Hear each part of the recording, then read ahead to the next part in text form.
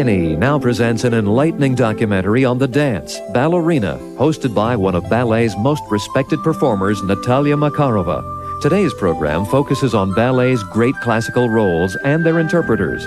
Part 1 recalls the most famous, Swan Lake's Odette Odile, Sleeping Beauty, and Giselle. Part 2 concentrates on new roles conceived by today's choreographers, featuring the work of Kenneth Macmillan and the late John Cranko.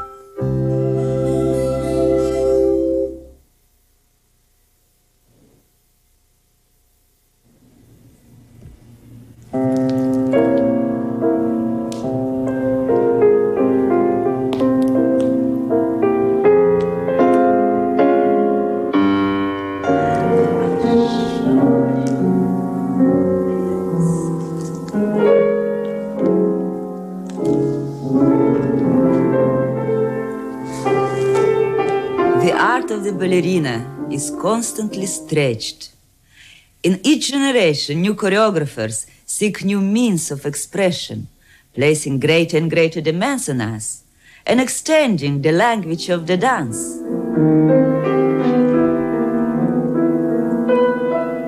When Roland Petit created Blue Angel for me in Berlin in 1985, he explored many moves and emotions I never experienced in Russia. Hop, slow. It's very difficult to define Roland Petit's style of choreography. He adapts to the story he's telling. 1, 2, 1, 2. He will simply try to find a key for the characters. We're experimenting. Of course, above all, Roland Petit is French. Attrape-la. Voilà, très bien.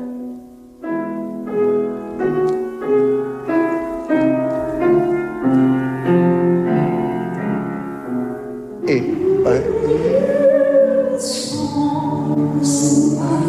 là, lentement, hop, et la jambe derrière. Maurice Bijard is often regarded as the outstanding modern choreographer for the male dancer. But of course he has also made beautiful dances for ballerinas. Il faut qu'elle s'appuie sur sa jambe, sur elle-même, avec les bras, tu vois. He is rehearsing with Marcia Hayde and Georges Dom. They are working on a pas de deux which he made for them in his ballet, Vin, Vin, Nol, Du Allein.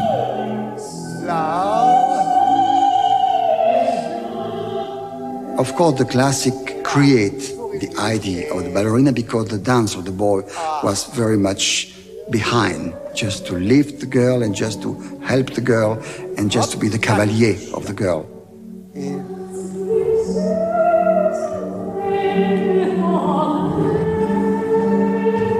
I think we must get in a moment where men and women are equal.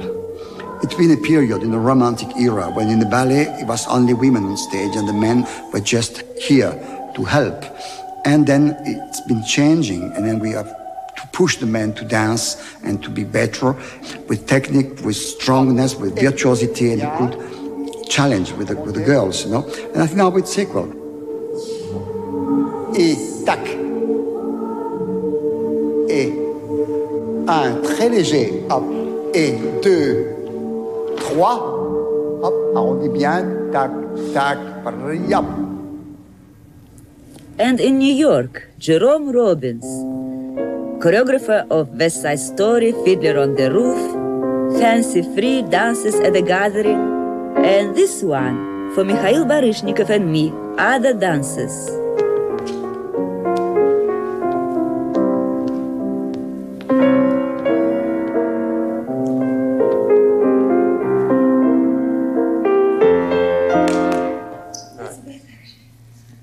Maybe I should take this. It's too hot. Can I take this out? Same thing, let's keep tempo on it a little bit more. But I want to sing. You sing. He tries thousands of different ways of expressing something. What he finally decides upon is always perfectly suited to the music and to the dancer's body. And still there is always room for self-expression. Often when I ask him what I should do, he answers, "You yourself know best."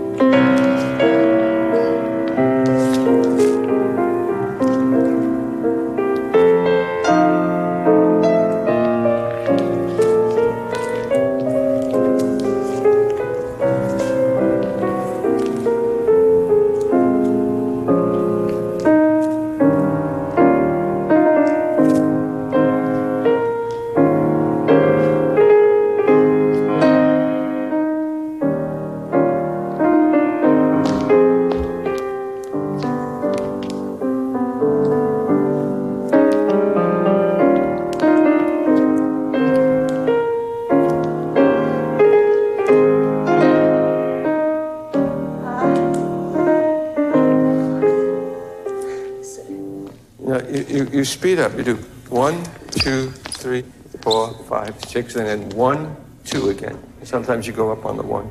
Yeah, you rush. You have more time. You want to do the... But you would like me to be after 1, I think. Oh, yeah, 1, 2, 3, 4, 5, 6. Plie 1, 2, and you'll be all right. Music, as it goes through his mind, transforms itself into precise choreographic sequences. Watch. Just right from there.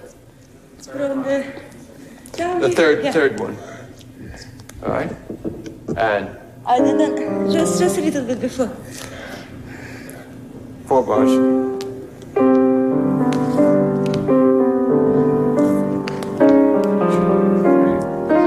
5, 6, 1, 2, 3, yes, 4, 5, 6, 1, 2, 3, yes, 4, 5, 6.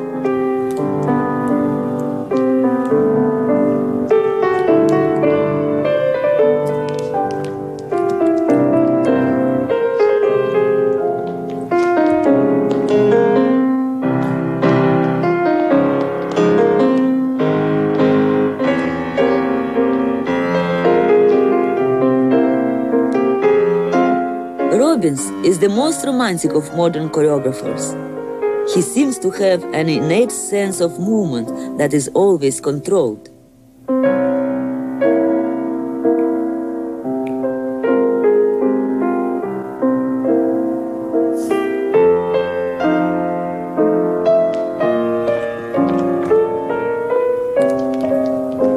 Easy.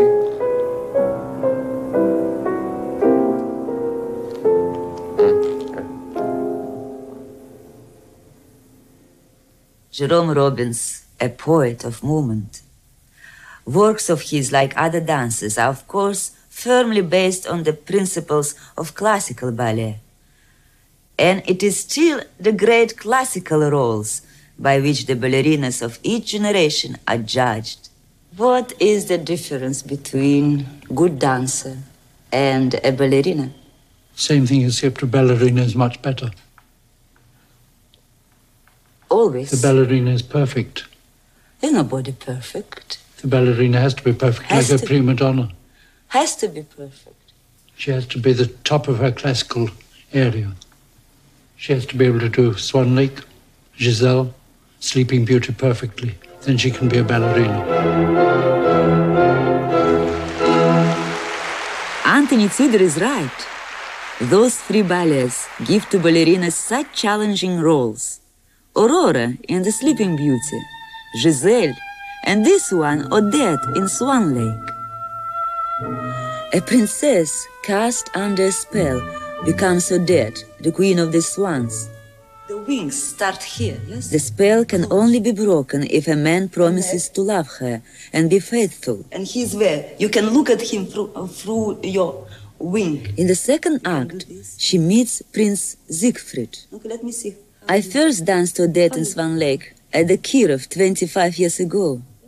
Coaching Raffaella Renzi, a young dancer from Berlin Opera Ballet, I realized that over the years, and after many performances, I've got to know Odette very intimately. Swan Lake demands from the ballerina very special physical qualities. Soft flowing lines of the body, long legs and neck, flexible, expressive arms, and clearly arched feet. What's happened now? Come here. What's happened? I see him. You see him? I didn't see you see him. Can you show you see him and you're frightened? First is too tense.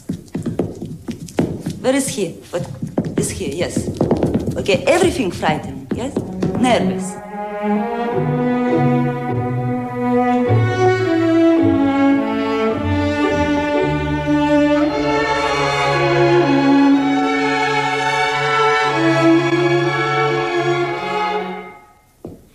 See him? No, it's not enough. No. You go, leave it to the last moment. Watch him. He's there. So he's not here, but imagine. He's there, yes? When you turn, you want to run, you turn.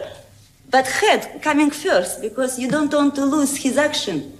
You don't know what he will do with you. Maybe he shoot you. Swan Lake is a lyrical drama.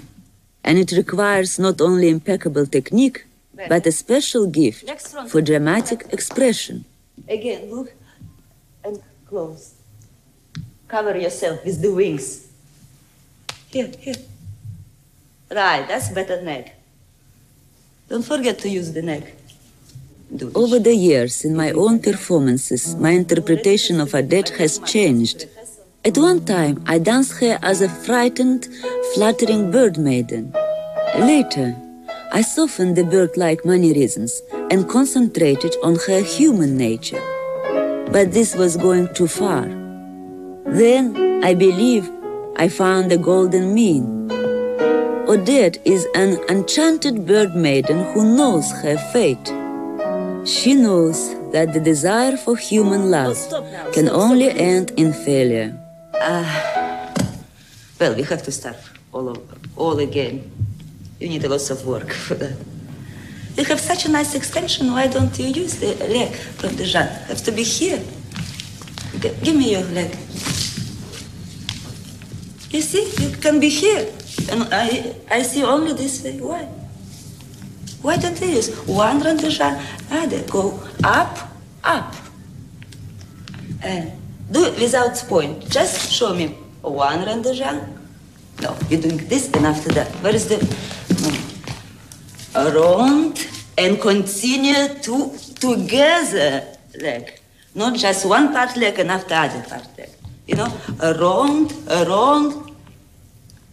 développer. And one from the knee up, better. In one movement. Drift. Oh, you're late. Down. Up. Okay, what is here? What is you want to say? Here. It's like you want to fly and you cannot. Up and down. You want to fly and you again cannot. You're complaining. You cannot fly, yes? Because you're under the spell.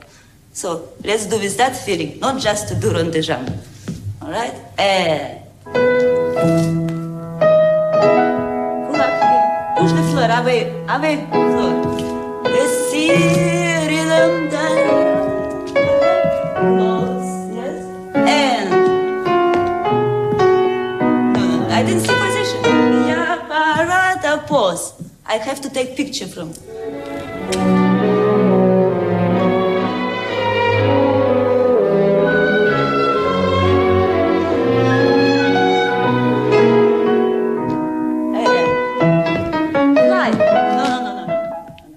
No, don't abrupt your movement. Don't dance like I talk English. You know, I talk abruptly, but don't dance this way, okay? Conciliana. Connect everything. What is that? Suddenly, bloom, jump. What?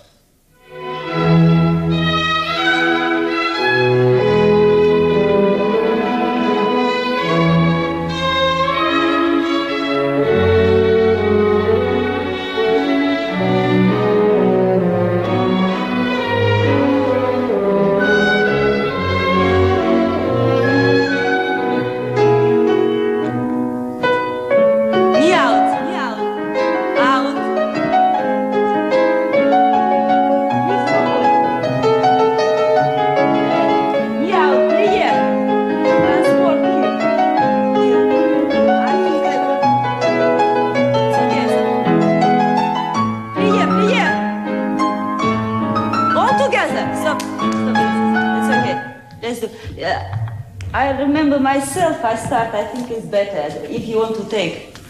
Would like to see what I did? Yes. No, before that. I start diagonal here, but I'll show you. It's okay. Not just to be preparation, you know, make it. Now I'm going to do diagonal. It become to be so technical. Still, you have to be in your character, in the spiritual way. I think it's more expressive if you start from here. And when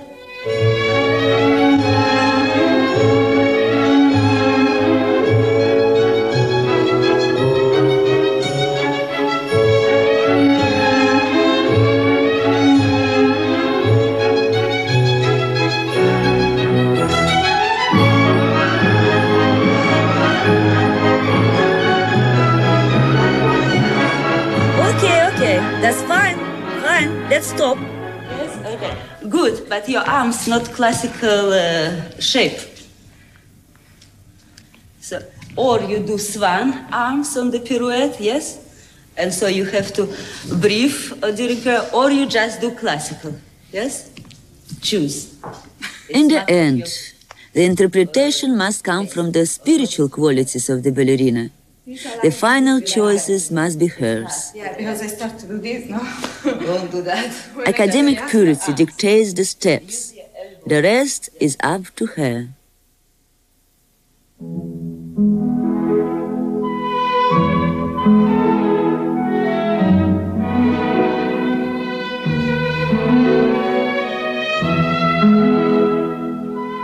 Then in the third act, the ballerina becomes Odile, in disguise as the black swan. It is a wonderful chance for the ballerina to show versatility, changing from the purity and innocence of her dead to the confident, irresistible evil enchantress.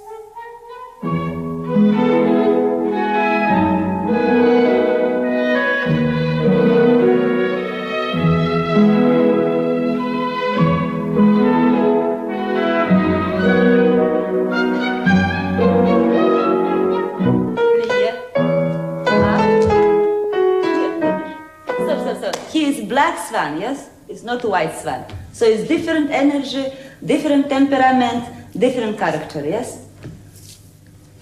Which character? What do you portray? Powerful. Powerful, brilliant, seductive. Strong. Guts. And exciting woman, okay? Yeah. So it has to be exciting and... Not too sexy. No, sensuous. Use the floor, up, stretch.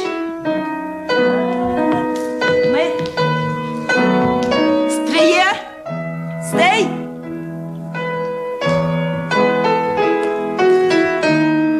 And again, lampa, grow. Stop, let's do it.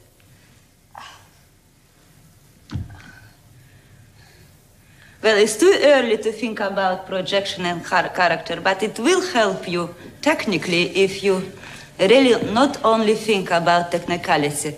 It will pull you up. Immediately it's different. It's not melancholy. It's not lyrical and vulnerable opposition. And feel the sensation of muscles. If you already imagined this is in the character, so that's what you have to work, proper work. If you get the sensation, you use the muscle, you feel your body, so it's already part of character, yes? You cannot do Odile in dry legs, you know? It doesn't go together. So use the plie, use pulling up, grow into attitude, feel yourself big.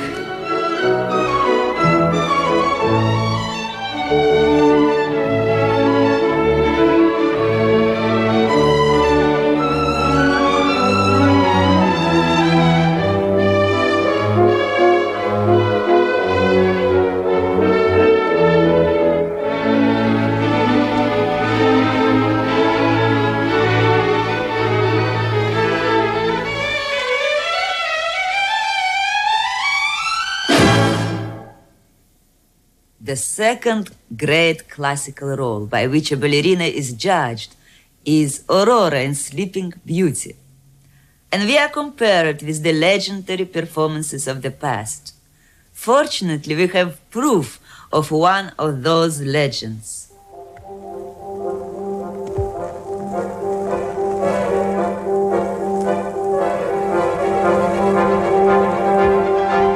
Margot Fonteyn as Aurora, the Sleeping Beauty.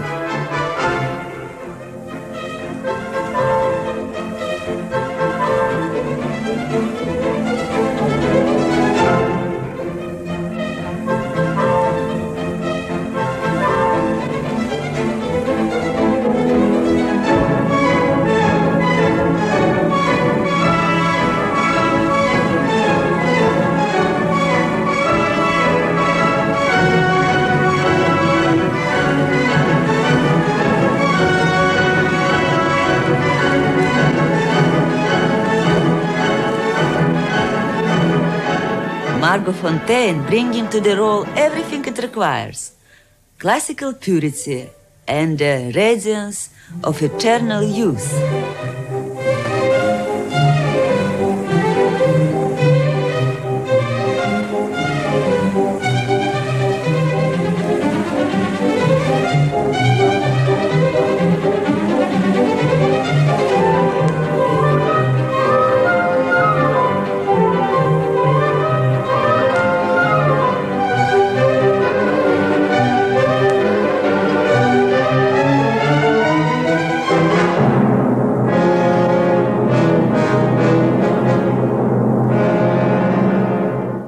The role of auroras is the supreme challenge of the 19th century classical choreography, because it demands both technical skill and stamina, and even more important, mastery of the pure classical style.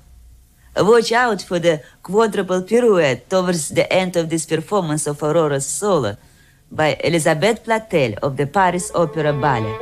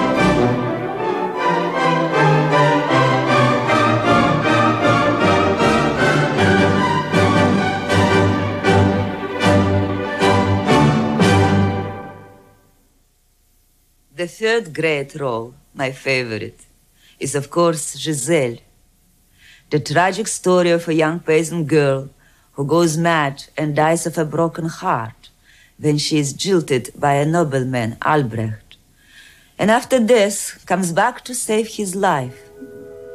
Some of the legendary performances of Giselle are now preserved for us on film to inspire us and future generations. In Russia, the great Ulanova made this role her own.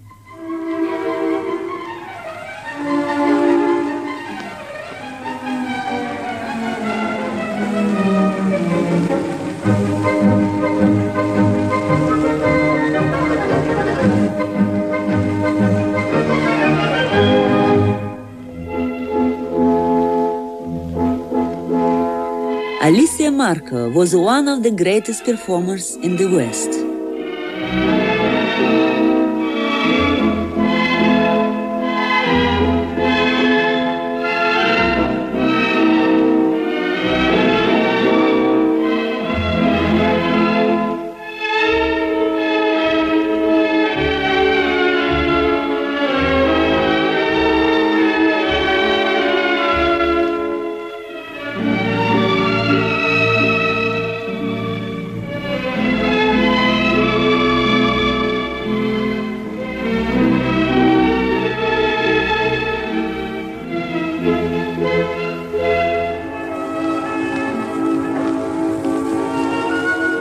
In Act 1, Giselle's innocent happiness and love for Albrecht turns to madness.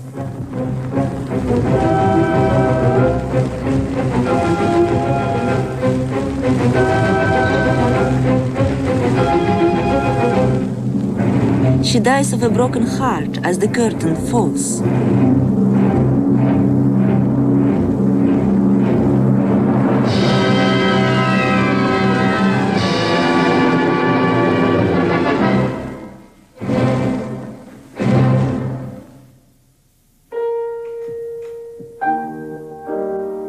When I first danced Giselle at the Kirov, I was just 19. I had a very naive view of the character, and I looked upon the plot as a rather simple melodrama. Years later, after I came to the West, I had a more clear vision. It is not just a romantic drama, but a drama about the conflict between body and spirit. It's about the tragedy of love.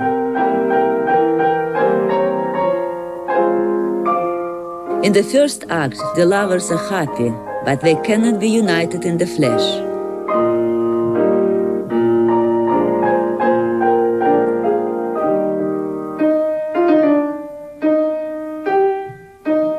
In the second act, union takes place, but it is a spiritual union, nothing to do with the body, beyond the grave, away from the world.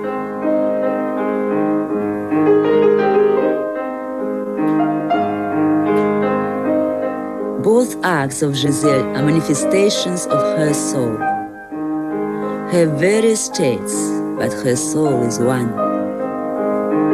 In the first act, she is burdened with everyday cares, which are transformed for her by the first feelings of love.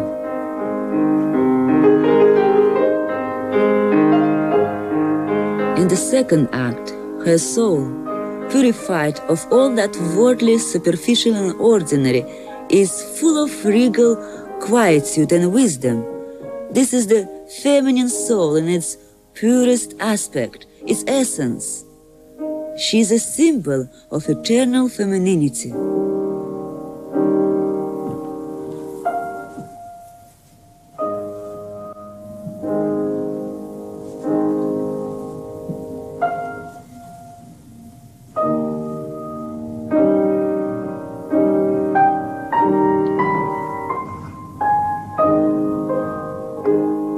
Here is my partner, Alexander Sombad.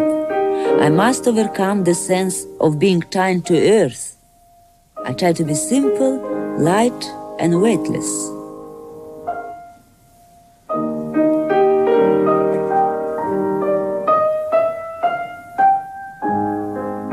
Even in a rehearsal studio in practice costume, with only a piano, you must create atmosphere and work on the feeling as much as the steps.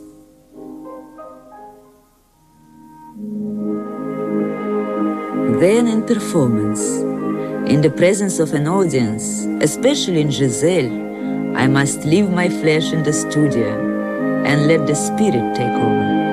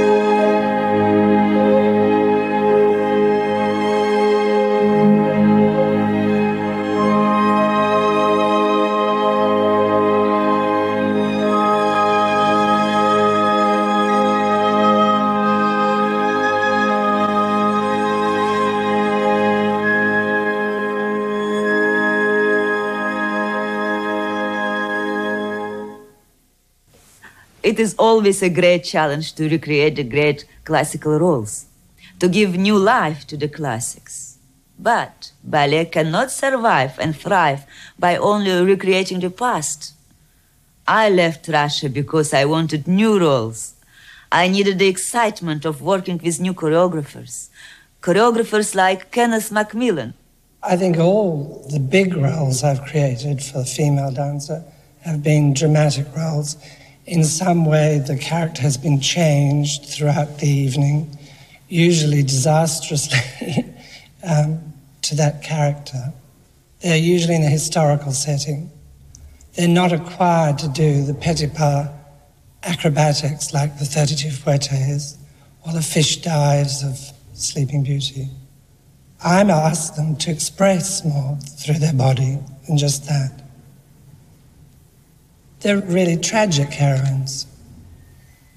I want the audience to believe completely in everything they do, so that when the curtain comes down, they still believe that character exists.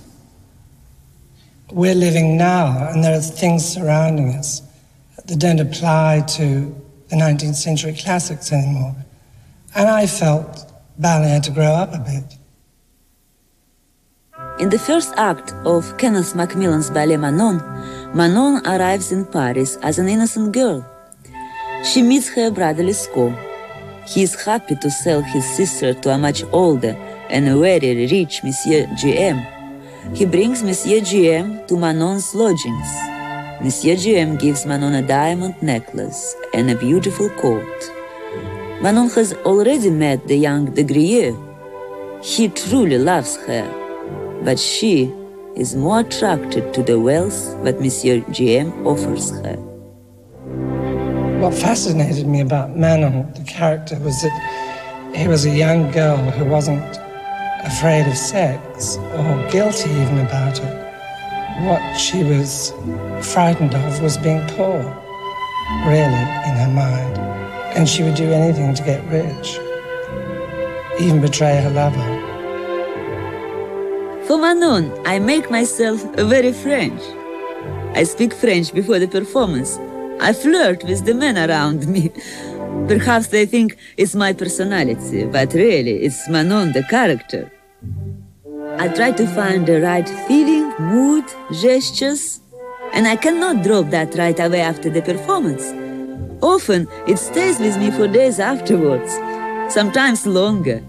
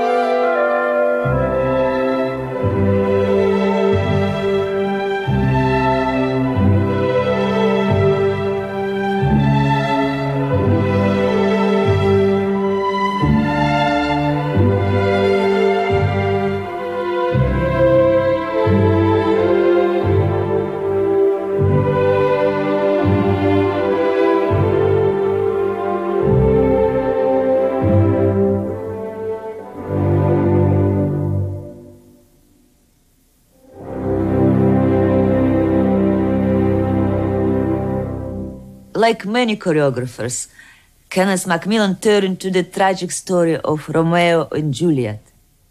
The moment when Juliet plucks up the courage to take the sleeping portion calls for more acting than dancing.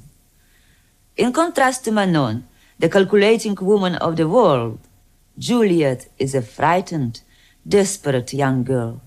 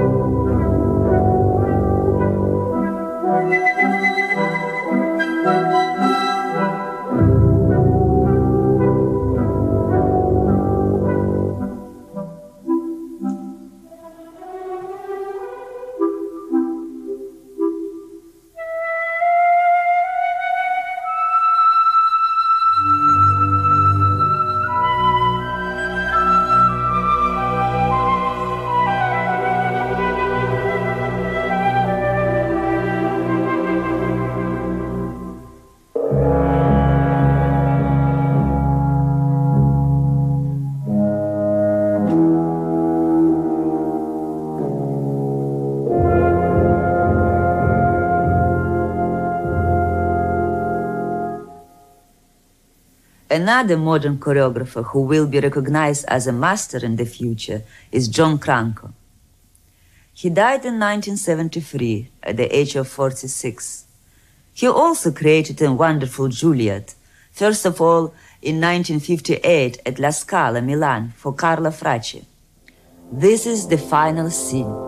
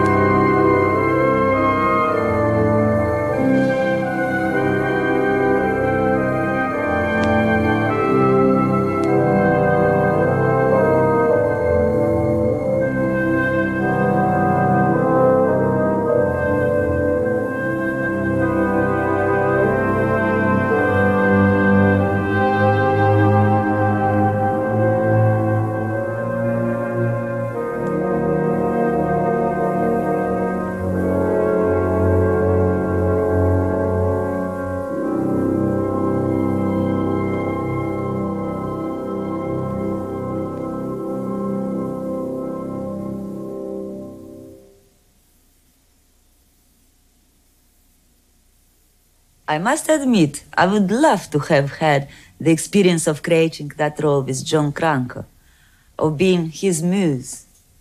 Carlo Fracci remembers it well.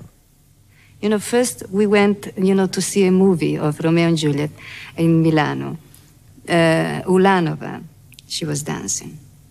So we stayed there twice to see that, you know. And then that's it. We start. And of course was quite difficult. I was very young, no experience. But the talent is there. You have the rapport, the talk without talk, because our talk is the movement. So we didn't have to talk so much, you know. He was just saying, you know, Carlo, we do this, and they say yes. And then from one step it comes to the other, you know. That was fantastic. It's so excited. John needs somebody that understands him and also collaborate with him.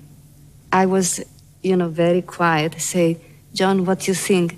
Maybe at the end, for example, at the end, can I take his hand or something like that? He said, of course, it's fantastic, you do it. He needs this collaboration, inspiration. You have to put in the ballet part of yourself too. Finally, another role created by John Cranko. I'm sure it will be one of the great artistic challenges against which ballerinas of the future will be judged. Tatiana, in his ballet Onegin. In the last program, I showed you the young Tatiana, infatuated by Onegin. He rejects her advances. But years later, when she's married, he writes declaring his love and comes to her for her answer.